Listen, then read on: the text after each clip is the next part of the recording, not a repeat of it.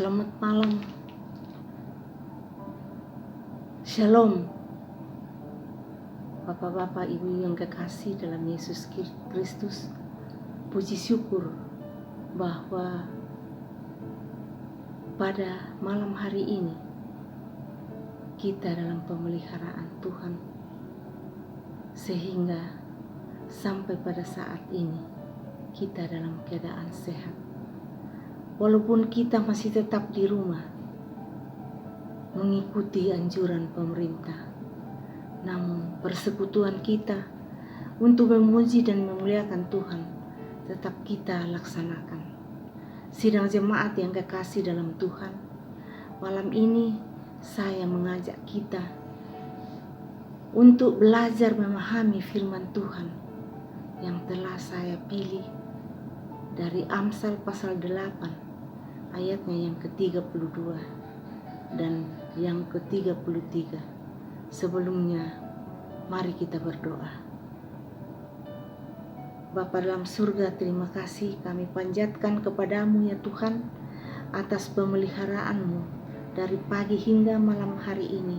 Kami boleh sehat karena pimpinan dan penyertaanmu. Dan pada malam hari ini kami akan bersekutu bersama-sama dengan jemaatmu melalui renungan malam secara virtual. Kuasailah kami dengan Roh-Mu yang kudus, agar firman ini kami boleh sampaikan dengan baik sesuai dengan kehendak-Mu. Berikanlah kemampuan kepada kami. Berikan juga ketenangan kepada jemaat-Mu yang akan mendengar firman ini. Berfirmanlah ya Tuhan, karena kami telah siap mendengarkan.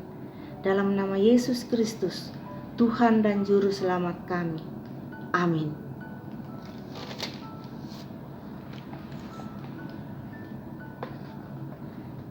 Kita akan membaca firman Tuhan dari Amsal pasal 8 ayatnya yang ke-32 dan ayatnya yang ke-33. Firman Tuhan diberi judul oleh Lai, Wejangan Hikmat. Oleh sebab itu, hai anak-anak, dengarkanlah aku, karena berbahagialah mereka yang memelihara jalan-jalanku. Dengarkanlah didikan, maka kamu menjadi bijak, janganlah mengabaikannya. Demikian firman Tuhan. Berbahagialah kita yang mendengarkan firman dan melakukannya dalam kehidupan kita setiap hari. Bapak Ibu yang kekasih dalam Yesus Kristus, pada malam hari ini tema kita adalah bijak di segala situasi. Bijak di segala situasi. Bapak Ibu yang kekasih dalam Yesus Kristus, dalam kehidupan sehari-hari orang disebut bijaksana kalau orang tersebut selalu menggunakan akal budinya, yaitu pengalaman dan pengetahuannya yang cermat, teliti, dan hati-hati apabila menghadapi suatu persoalan dalam masyarakat lingkungannya, bahkan mampu mengambil keputusan yang dapat diterima oleh orang banyak. Ada beberapa manfaat yang bisa diperoleh dari seorang yang bijak, seseorang yang bijaksana, yaitu orang tersebut telah membuat hal yang baik bagi dirinya dan orang lain. Orang tersebut kelihatan lebih berwibawa dan disukai banyak orang. Dia dipercaya orang akan menciptakan keadilan dalam masyarakat, membantu terwujudnya nilai-nilai yang terkandung dalam Pancasila, dasar negara kita. Di lingkungan orang percaya, Orang yang bijaksana adalah orang yang mampu bersikap dengan tepat di setiap keadaan atau situasi, merespon dengan sikap hati yang benar setiap peristiwa atau kejadian yang terjadi dalam hidupnya, yaitu hidup dekat dengan Tuhan, merenungkan firman-Nya siang malam, serta taat melakukannya. Sebagai orang percaya kepada ajaran Kristus, kita dituntut untuk menjadi seorang yang bijaksana, terutama di tengah situasi dunia yang serba tidak menentu dan mudah sekali berubah. Orang percaya kepada ajaran Yesus Kristus dituntut memiliki hati yang bijaksana dalam menyikapi segala sesuatu. Kalau tidak, kita akan mudah hanyut oleh derasnya arus dunia ini yang membawa kita semakin jauh dari Tuhan. Jika tak punya hati yang bijaksana, kita akan mudah sekali kecewa, sakit hati, marah, putus asa, atau hanya mengasihi diri sendiri. Menjalani hari-hari berat ini, kita perlu berserah dan berdoa padanya, seperti Raja Daud. Ajarlah kami menghitung hari-hari kami sedemikian, hingga kami beroleh hati yang bijaksana. Terdapat pada Mazmur 90 ayatnya yang ke-12. Sidang jemaat yang dikasihi Tuhan, tadi saya sudah sebutkan bahwa orang yang bijaksana adalah orang yang selalu merespon dengan sikap hati yang benar di setiap peristiwa atau kejadian yang terjadi dalam hidupnya, yaitu hidup dekat dengan Tuhan, merenungkan firman-Nya siang malam, serta taat melakukannya. Bagaimana supaya kita punya hati yang bijak? Dalam bacaan kita tadi, Amsal 8 ayat 32 dan 33 dikatakan, berbahagialah mereka yang memelihara jalan-jalanku, dengarkanlah didikan, maka kamu menjadi bijak. Nats ini menegaskan kepada kita bahwa ketika kita hidup dekat dengan Tuhan, merenungkan firman-Nya siang malam, serta melakukannya dalam setiap langkah kehidupan kita, maka kitalah yang disebut orang-orang yang berhikmat.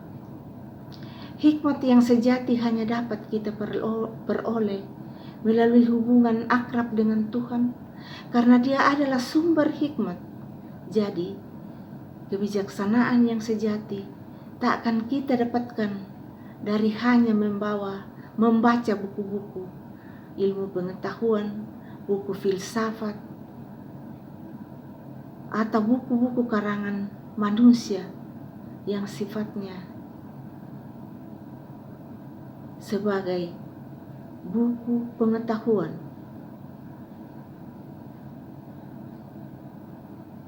Buku karangan manusia yang hebat, yang punya pendidikan yang tinggi, melainkan kita merenungkan firman Tuhan yang hidup. Salomo adalah contoh yang memiliki hikmat luar biasa, terdapat dalam Raja-Raja. Pertama Raja-Raja pasal 4 ayatnya yang ke-29 sampai dengan ayatnya 34. Hikmat diperoleh karena Salomo memiliki hubungan yang dekat dengan Tuhan. Namun ketika ia mulai menyimpang dari jalan-jalan Tuhan dan meninggalkan Tuhan, saat itulah Salomo sedang berjalan menuju kepada kehancuran. Memiliki hati yang bijaksana adalah hasil dari orang yang berproses, taat, setia, dan hidup dekat dengan Tuhan. Sidang jemaat yang kekasih dalam Yesus Kristus, dalam menghadapi situasi sekarang ini yang semakin mengkhawatirkan, situasi COVID makin meninggi membuat sebagian orang bimbang Bahkan mungkin ada juga yang hilang pengharapan.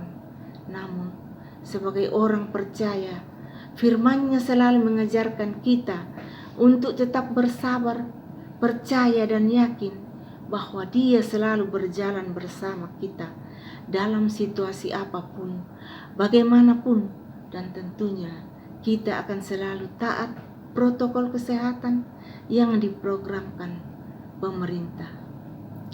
Kiranya kita selalu berharap, berdoa dan berdoa kepadanya agar kita diluputkan dari berbagai keadaan yang tidak mampu kita hadapi sendirian. Tuhan menyertai dan menolong kita selalu dalam kehidupan kita. Amin. Sebelum kita berdoa, kita akan mendengarkan sebuah pujian berikut ini.